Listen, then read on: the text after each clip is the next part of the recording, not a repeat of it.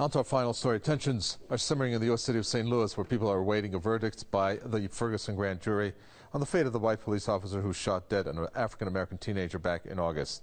Now, earlier, the Ferguson police chief provoked a public display of anger by stating that the officer could immediately return to the police force in case he is not indicted.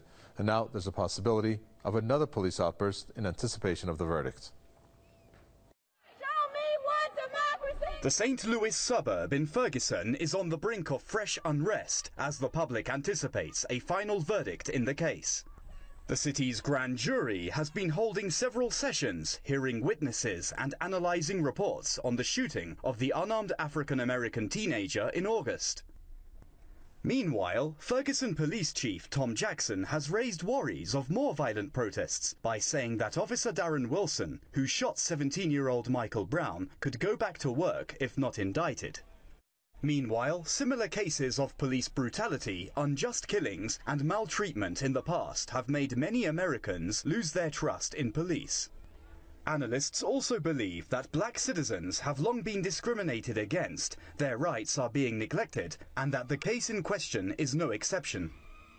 It's not even just that it's a white police officer and a black teen, it's that it's also unarmed. And I think that a lot of people are upset about is that you've seen these incidents of white police officers and African-American males, black males, who are unarmed at the time, and they still end up being killed. A lot of people are outraged at just the disproportionate treatment of African-American males in the country. And now, a white supremacist group is threatening protesters against holding more demonstrations.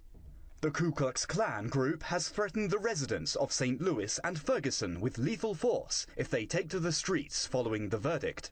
Members of the group handed out flyers around St. Louis County on Thursday, describing the protesters as minorities who are jeopardizing the region's peace.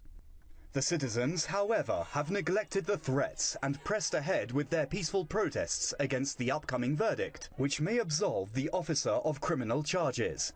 Some are anticipating more violent protests based on what is happening in the city.